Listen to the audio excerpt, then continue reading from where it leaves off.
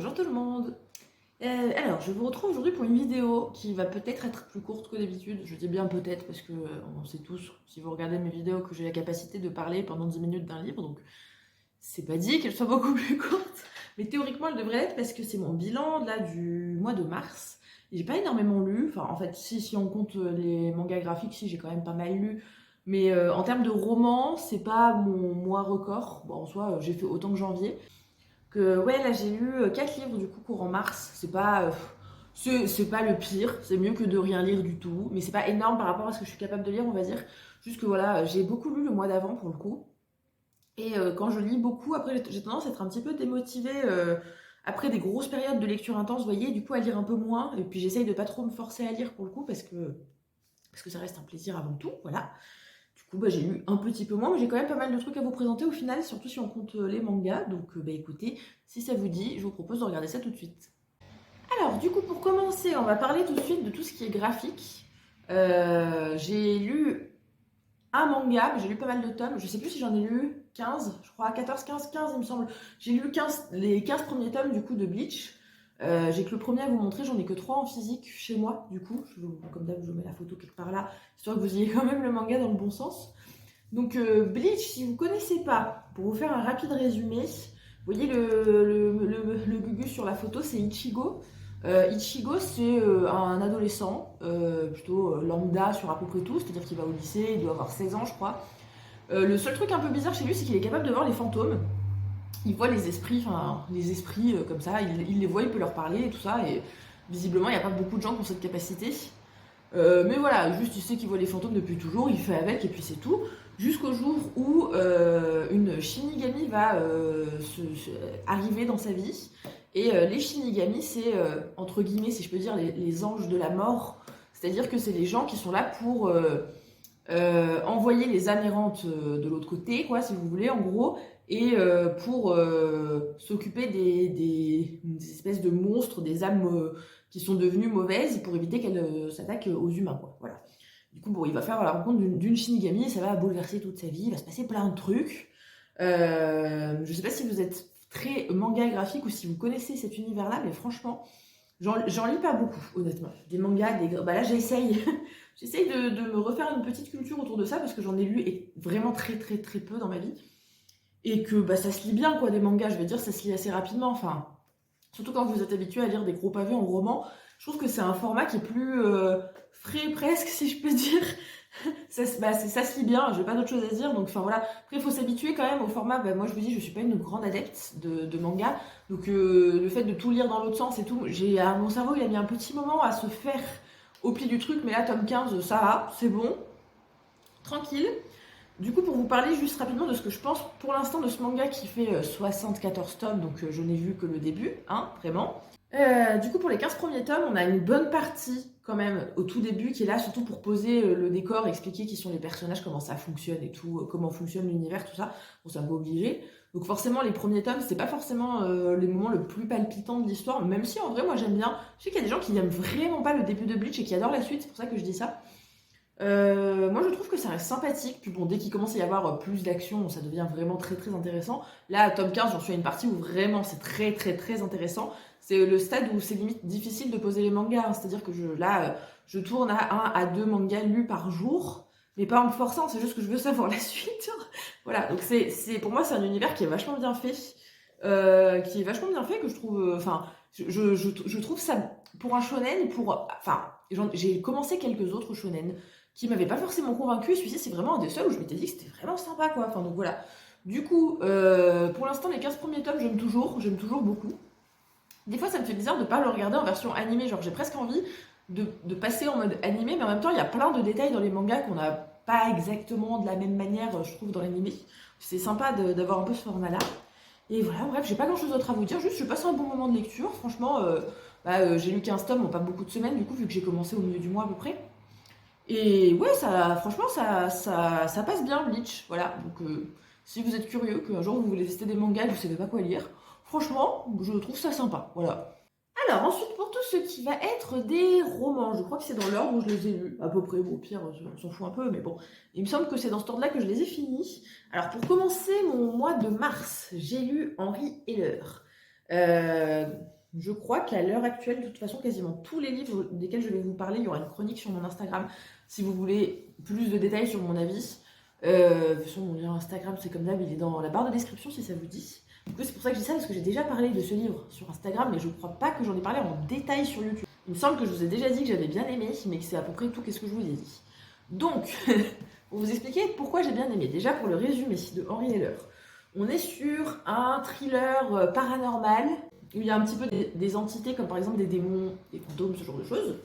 En fait, on va suivre donc Henri Heller, qui est un médium français, voilà, qui a fait carrière là-dedans parce que lui, il a la capacité de voir des choses paranormales depuis toujours, en fait. Voilà, on se retrouve avec un personnage qui est un peu, comment vous dire ça, qui a l'air assez triste, qui est assez solitaire, et on sent qu'il y a un truc qui est lourd et tout, enfin, c'est quelqu'un qui va pas très bien. Et il est parti au Québec avec son équipe, parce que du coup, il travaille avec d'autres personnes autour de son activité de médium. Il est parti au Québec parce que voilà, pour faire la promotion entre guillemets de ce qu'il fait, pour parler de ses capacités, de comment ça marche quand il y a des problèmes de démons chez les gens ou des trucs de ce style, vous voyez. Et donc ils sont partis au Québec et le truc c'est qu'il va se passer des choses plus que bizarres une fois arrivé au Québec, c'est-à-dire que il va y avoir des visions ou des choses un peu troublantes qui vont en fait le relier à un cas qui vient à un cas très récent là au Québec, c'est qu'il y a une jeune fille qui disparaît dans un espèce de camp et on comprend pas ce qui se passe. Et en fait, lui, il va avoir une vision qui est corrélée à ça, donc en fait, il va être mêlé à ça. En fait, si vous voulez, on va se retrouver sur un espèce de mélange de paranormal, d'enquête policière, parce que du coup, forcément, il y a une gamine qui a disparu, donc je vous laisse imaginer, il y a toute une enquête et tout ça. Plus le côté vraiment thriller, suspense, de qu'est-ce qui est en train de se passer, comment ça va se passer et tout. Alors, je préviens juste, c'est quand même assez violent comme livre. C'est glauque, en fait, voilà, c'est plus ça le mot, c'est glauque.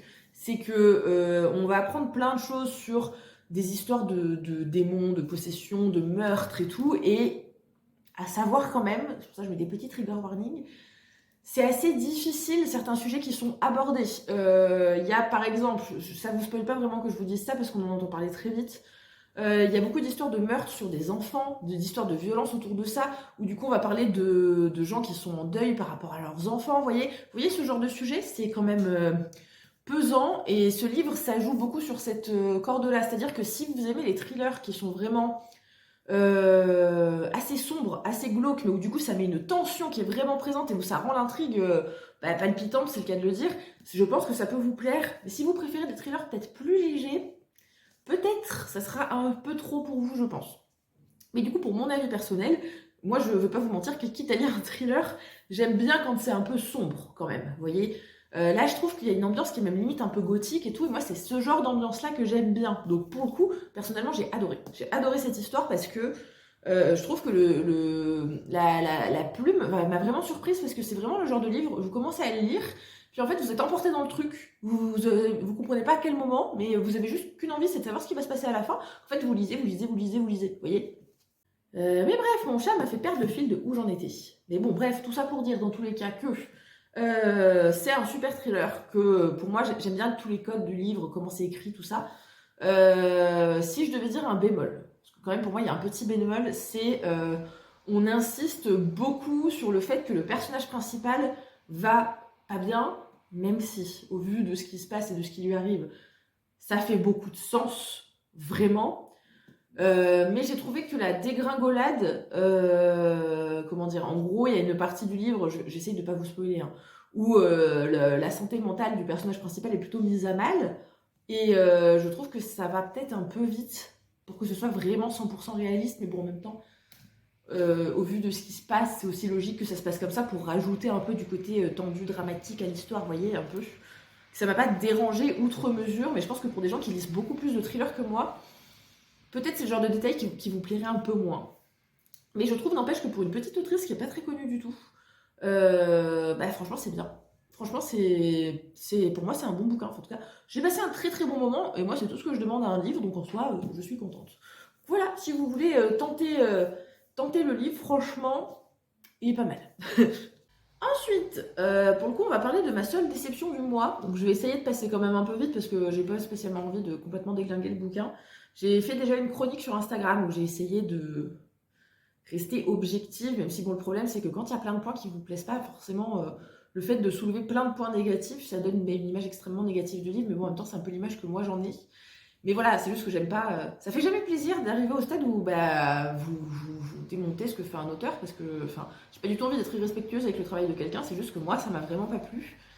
Du coup, c'est pour ça que je vous dis, je vais vous dire pourquoi ça m'a pas plu, parce que je veux quand même rester honnête sur mes réseaux sociaux. Mais on va passer quand même rapidement, parce qu'on n'est pas là pour faire le procès de quelqu'un qui a rien demandé en place publique, quoi. Vous voyez l'idée? Qu'on va parler du coup de ce livre. Donc Interférence, je vous en ai déjà parlé vite fait sur cette chaîne quand j'ai commencé à lire. Je vous avais dit du coup que c'était je crois que c'est une duologie, enfin, en tout cas il y a un tome 2, c'est sûr. C'est un livre qui vient de la maison Rebelle Édition.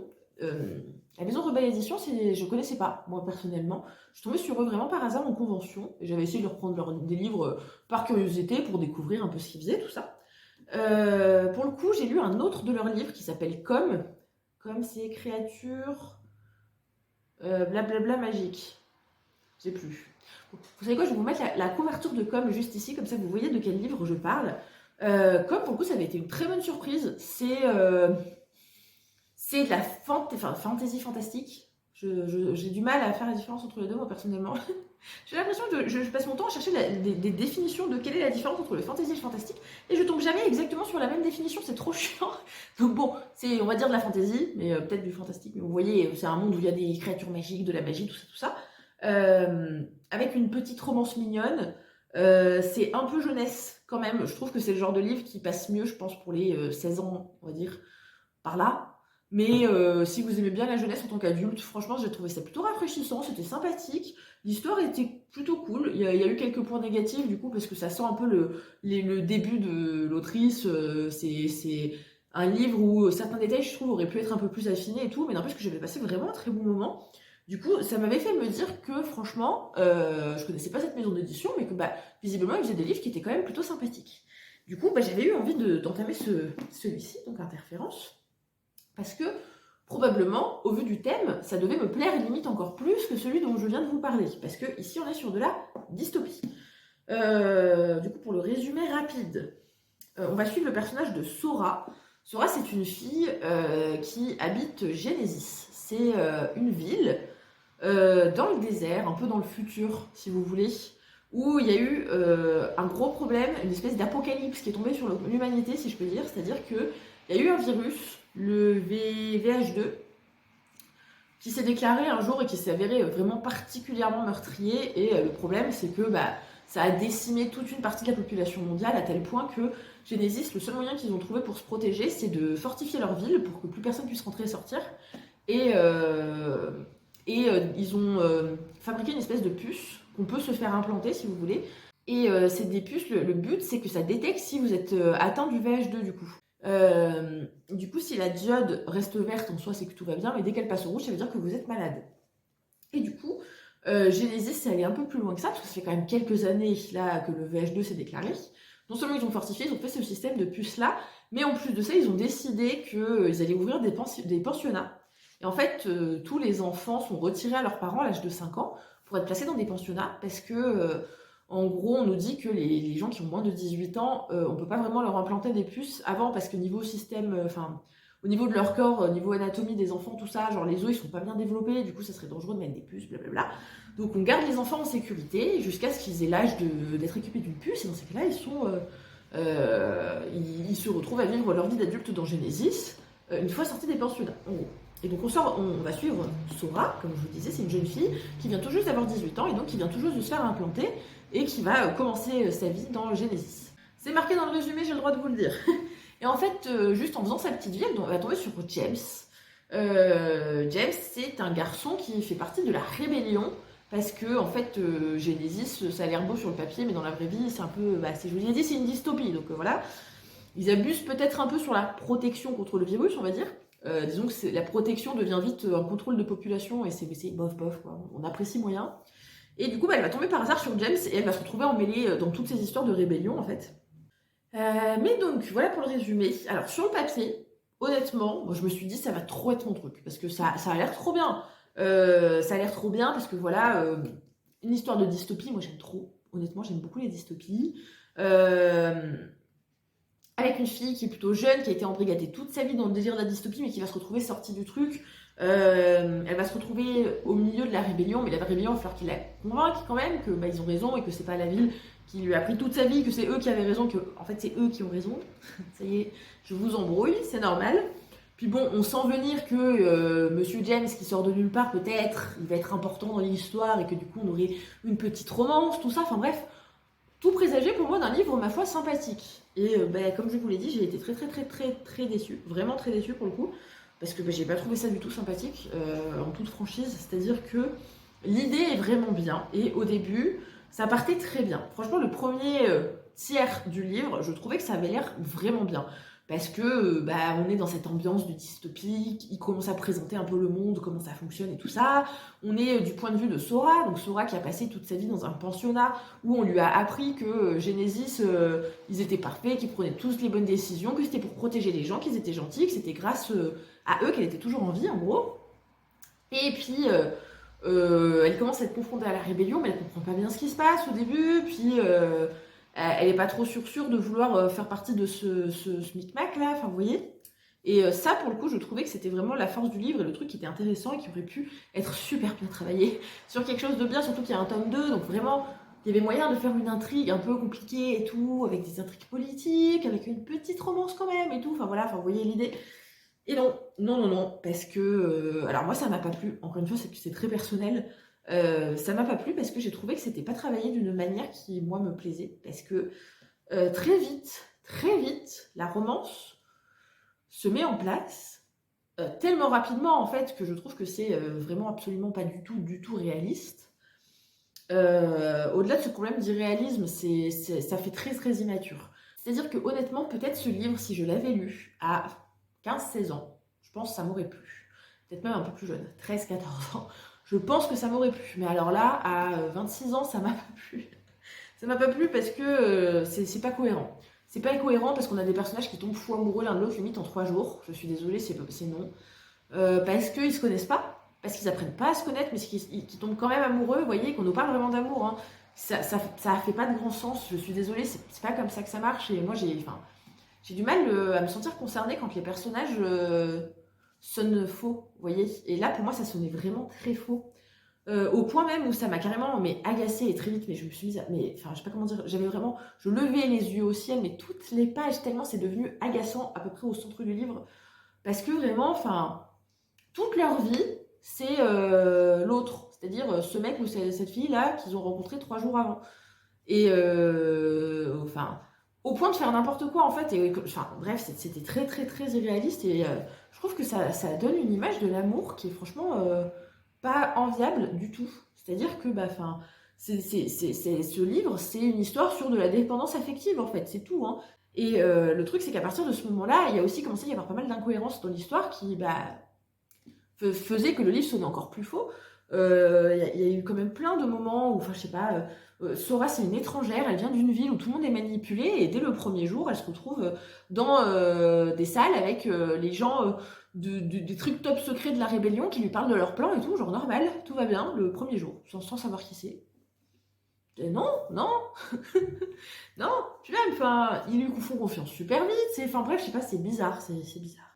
Moi en tout cas, voilà, ça m'a pas plu, je vais pas vous mentir, donc j'achèterai clairement pas le tome 2. Je pense même que je vais me débarrasser de celui-ci parce que vraiment j'ai aucun intérêt à garder ce tome dans ma bibliothèque. Donc voilà, je suis un peu déçue puisque j'aurais bien aimé vous présenter ce livre-là en vous disant regardez, c'est un livre de quelqu'un pas très connu, allez-y, c'est cool. Mais honnêtement, je pense qu'il y a mieux. Il y a vraiment mieux à acheter que ce livre-là, donc je ne vous le recommande pas forcément. Mais voilà, après c'est que mon point de vue. Alors, si vous l'avez lu, que vous avez aimé, je serais curieuse de savoir ce que vous avez aimé dans ce livre-là. Moi, ça l'a pas fait, mais voilà, c'est pas un drame, ça le fera pour d'autres personnes. Puis il y aura d'autres livres qui seront bien pour moi, et puis voilà. Ensuite, on arrive sur la partie du mot où j'ai galéré à lire, hein, je vous préviens, parce que du coup j'ai lu The Score, donc c'est le tome 3 des Off Campus.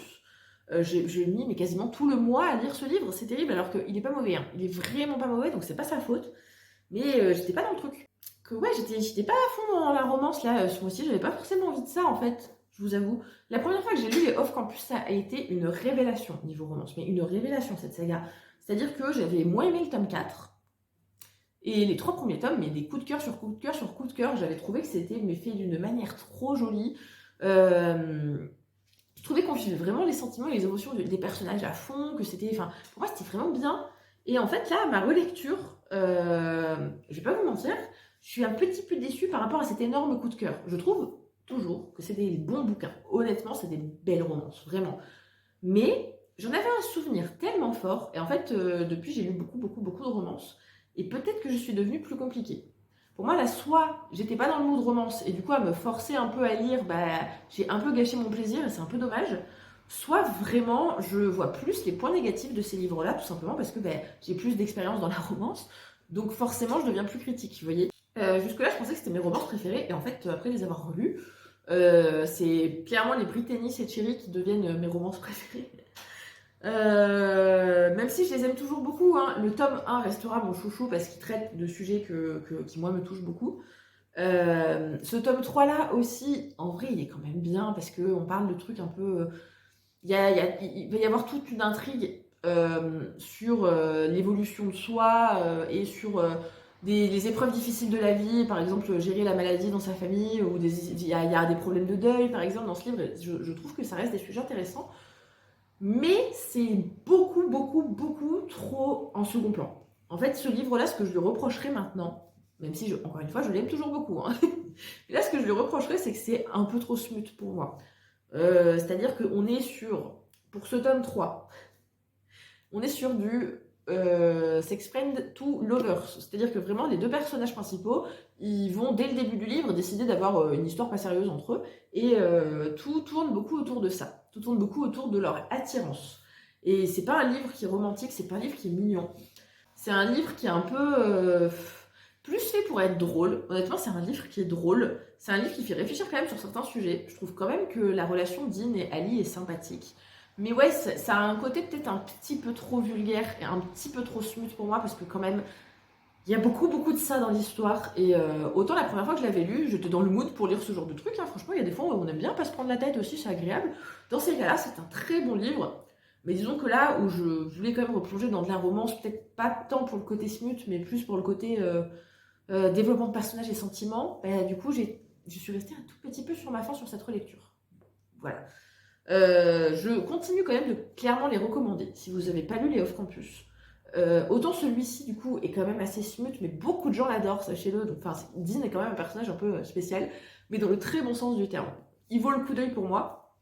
Enfin, tout dépendant de votre âge, hein, parce que là vraiment il y a beaucoup de smut, hein, faites gaffe, lisez pas ça en étant super jeune, hein, parce que franchement ça parle beaucoup de ça quand même. Mais je trouve que le premier tome aborde vraiment un thème qui est ultra important et d'une manière qui est plutôt cool. Le tome 2, moi, c'est pas mon préféré, mais c'est mignon, ça va plaire à plein de gens, clairement. Là, je suis en plein dans le tome 4 qui m'avait beaucoup déçu à la première lecture, honnêtement. Je pense voir pourquoi, parce que je trouve que les 2 protagonistes de l'histoire, c'est-à-dire Sabrina et Tucker, sont tous les 2 particulièrement agaçants. Vraiment très agaçants. Mais je vous en reparlerai le mois prochain, du coup, hein, certainement. Mais je trouve que l'histoire est beaucoup plus intéressante que ce que j'avais ressenti quand j'avais lu ce livre à la première lecture. Donc bref, on en reparlera. Mais du coup, voilà, pour ce tome 3, c'est sympathique. Pas prise de tête. C'est rigolo comme genre de romance. Mais ça sera pas ma romance préférée. Vraiment. C'est, voilà. J'ai passé un bon moment en le lisant. Mais j'avoue que j'aurais peut-être pas dû le lire maintenant, en fait. Voilà. Et donc, nous allons pouvoir terminer ce bilan lecture de mars avec le dernier livre que j'ai vraiment fini, mais le 31 mars au soir, d'accord? Vraiment au dernier moment. Et j'ai mis du temps à le lire, celui-là aussi. Mais alors, si vous saviez, bon après, vu le pavé, c'est pas que ma faute, mais quand même, j'ai mis beaucoup de temps à le lire et je suis enfin contente d'être libérée, de pouvoir passer au tome suivant. Il s'agit bien évidemment, si vous avez suivi, parce que ça fait un moment que je suis plongée dans cet univers-là, de Harry Potter, le tome 5. Je veux tous les relire cette année. Donc là, voilà, il me reste 2 tomes. Et c'est bon. J'adore l'univers Harry Potter. Ça ne sera peut-être plus une surprise à force. Il y a des trucs Harry Potter partout chez moi. Je pense que vous finirez par comprendre. J'aime beaucoup Harry Potter. Cependant, je kiffe pas trop le tome 5, personnellement. Je sais que c'est le tome préféré de beaucoup de gens, j'ai cru comprendre sur Instagram surtout, hein, parce que vous n'avez pas idée, hein, quand j'ai dit « Ouh là là, je commence cette brique, je vais jamais m'en sortir, mon Dieu, quel enfer !» J'ai reçu tellement de DM de gens qui t'ont dit « Mais pourquoi tu dis ça? Moi, le tome 5, c'est mon tome préféré, il est trop bien et tout. » Bah, je vais pas vous mentir, moi, c'est celui que j'aime le moins de tous, largement.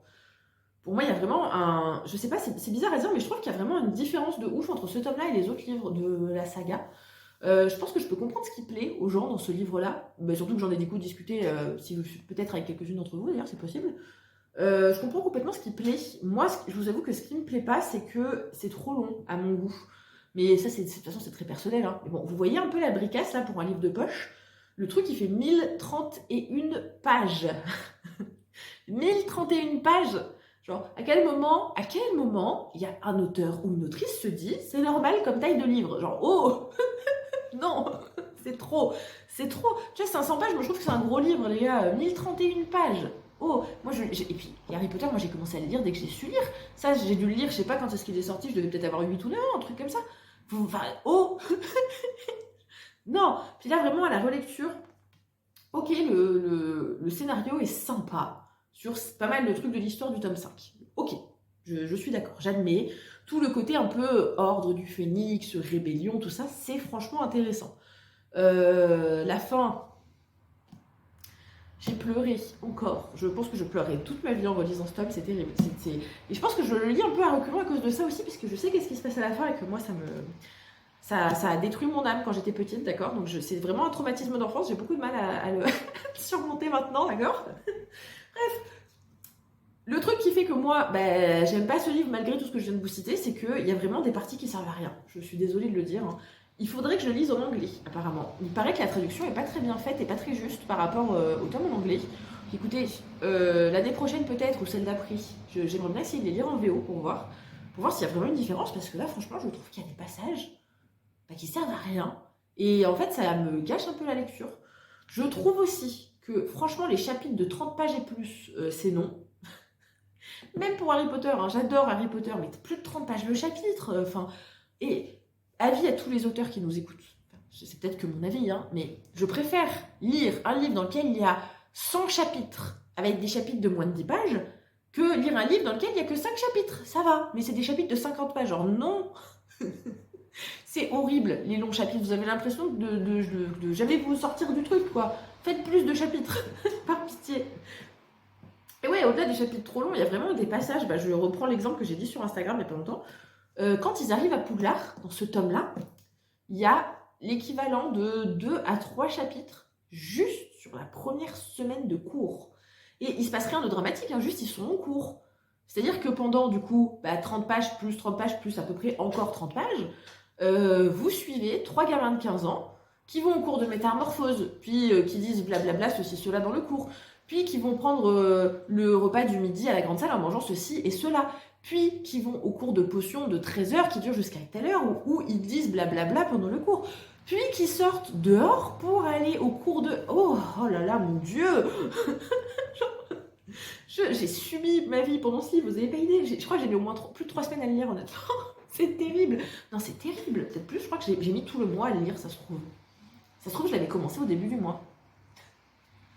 Non, mais c'est terrible. Je suis désolée. Pourquoi j'aime trop en plus Poudlard. Ce qui se passe à Poudlard, on va pas se mentir, c'est quasiment mes passages préférés dans tous les Harry Potter, parce qu'il y a ce côté école de magie qui est trop bien. Mais c'est pas pour autant que j'ai envie de connaître par cœur tout leur emploi du temps et savoir ce qu'ils ont mangé à tous les repas de leur journée, savoir à quelle heure ils se sont levés, quand est-ce qu'ils se sont brossés les dents, vous voyez, genre... Désolée, hein, c'est tellement subi, je pense que vous comprendrez, et je trouve ça trop dommage parce que là, arrive à cette partie-là, c'est le moment où ça devient vraiment intéressant. En fait, le début est pas mal, puis il y a toute cette partie-là, au milieu, où il y a des longueurs, et des longueurs, et des longueurs, et des longueurs, avant d'arriver au passage qui est vraiment intéressant. Et ouais, je trouve ça dommage, parce que franchement, ce même livre-là, vous pouvez lui virer, mais au moins 200 pages facile. Puis 200 pages qui, genre, vous servent pas à comprendre l'histoire, vous servent pas à comprendre l'univers, hein.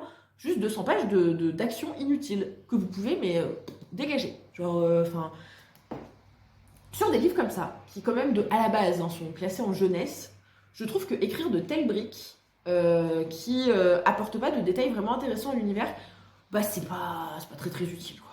Mais bon, visiblement, personne n'est d'accord avec moi, vu que tout le monde adore cette âme. Donc peut-être écoutez pas trop mon avis, hein, genre voilà. Mais ouais, c'est juste, je trouve ça tellement dommage d'avoir une histoire aussi intéressante et que ça soit un peu gâché par ce côté-là où bah c'est long quoi. C'est long. C'est long. Là, je suis très contente de passer au tome 6 qui est beaucoup plus petit à côté. Ça sera plus digeste, je pense. Mais voilà, bref, tout ça pour dire que je critique, mais ça reste une de mes sagas préférées de tous les temps, hein, allez pas croire. Hein. Je le relirai encore et encore et encore, hein, ce tome 5. C'est tant pis pour les longueurs, vous voyez. Je trouve ça un peu dommage, mais c'est pas la fin du monde. Et croyez-moi que ça m'empêche pas d'apprécier l'univers au global. Hein. La saga, tous les livres Harry Potter, moi je suis super fan. Et tome 5 ou pas tome 5, ça n'y change rien. C'est une valeur sûre quand même. Et donc voilà pour ce bilan du mois de mars. Et je suis sûre que j'ai beaucoup piaillé, donc vous n'aurez pas du tout une vidéo courte. Je suis à peu près sûre que c'est comme ça que ça va se passer. Mais bref, voilà. Donc 4 romans en plus pour cette année.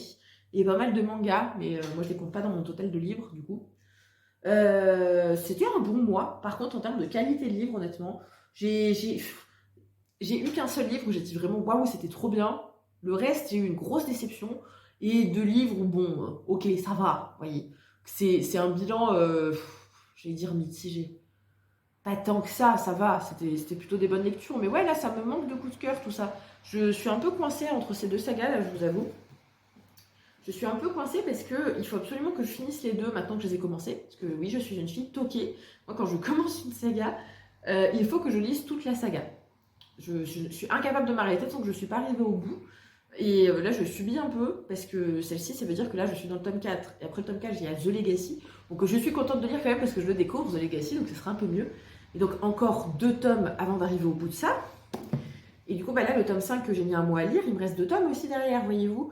Et le truc, c'est que du coup, bah, ça fait quasiment un mois que je suis coincée sur les 2 mêmes histoires. Et là, ça commence à être un peu long, je vais pas vous mentir. Ça ralentit, je pense, aussi mon rythme de lecture parce qu'il y a plein de livres qui me tentent trop et parce que je suis toquée, je reste coincée sur ça au lieu de prendre un livre qui me tente plus. C'est bête, je sais, mais c'est pas grave. Je vais essayer du coup de finir ces 2 sagas au plus vite début avril pour pouvoir entamer d'autres livres qui me font vraiment trop envie et qui me mettront peut-être de plus bonne humeur pour venir vous parler du prochain bilan lecture. Voilà. En bref, j'espère quand même que ma vidéo vous a plu, même si j'ai passé pas mal de temps à râler. En espérant que ça vous gêne pas trop, parce que ça fait quand même pas mal partie de ma personnalité de râler, hein. Ça je suis navrée, mais si vous voulez aimer mon contenu, vous allez être obligé d'aimer ça aussi. Voilà. Dites-moi ce que vous pensez des livres dont j'ai parlé, si vous les connaissez. Et si même juste vous voulez me dire quel livre vous avez lu au mois de mars, moi ça m'intéresse.